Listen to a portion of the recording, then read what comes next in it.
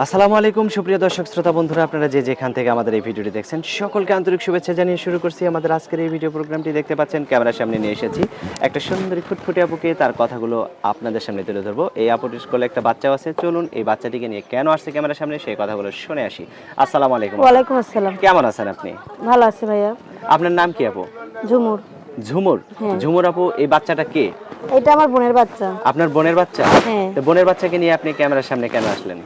এর মা মারা গেছে তো ডেলিভারি হইতে, তাই এই বাচ্চারা আমি পালি মানে বর্তমানে। আপনার বোনের বাচ্চা, বোন হ্যাঁ। ডেলিভারি, বোনের যখন গর্ভবতী ছিল হ্যাঁ, delivery বাচ্চাটা হইতে মারা ডেলিভারি গেছে। হওয়ার সময় আপনার বোন মারা গেছে। হ্যাঁ, মারা তো গেছে। এই বাচ্চাটাকে আপনি রাখেন কেন? আর কেউ নাই? এতদিন ওর বাবার কাছে ছিল, ওর বাবা কাজকর্ম করতে পারে না বলে আমার কাছে দিয়া গেছে। তো বাচ্চা খাবার খায় কিভাবে? তোলা খাবার খাওয়াইতে হয়? বাচ্চা লডুস খায়, তুলা খাবার খায়। আচ্ছা, তো এখন এই যে ক্যামেরার সামনে কেন আসলেন?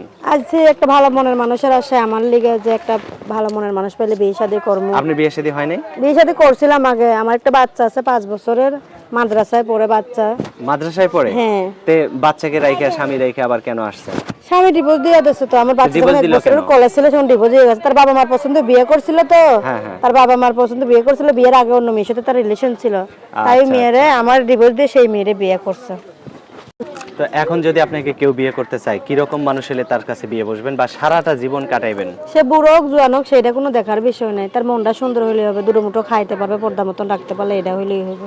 আচ্ছা, তো আপনার ফোন নাম্বার দিবেন ভিডিওতে? হ্যাঁ ভাইয়া, ফোন নাম্বার ফোন নাম্বার কি মুখস্থ আছে? না ভাইয়া, মুখস্থ নেই, আপনি বলে দেন। আমি বলে দিব? হুম।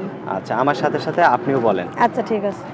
017 017 62 62 58 58 27 27 22। 22। এটাই তো আপনার ফোন হ্যাঁ ভাইয়া, নাম্বার? এটাই আমার নাম্বার। আচ্ছা, আর কিছু বলবেন আপনি? এইটুকুই বলার আছে, আমি খুব কষ্ট করে প্রতিবেদনটা ছাড়ছি, যে আমার পাশে দাঁড়াইতে পারবে সে আমার ফোন দিয়ে, নাহলে শুধু শুধু ফোন দিয়ে সময় নষ্ট করেন না ভাই, এমনি বাসা বাড়ি কাজ করে কষ্টের মানুষ, আমি পারলে পাশে দাঁড়াইন। আচ্ছা ঠিক আছে, জুমুর আপু ভালো থাকবেন। প্রিয় দর্শক, আপনারা ভালো থাকবেন। আজ এ পর্যন্তই, আল্লাহ হাফেজ।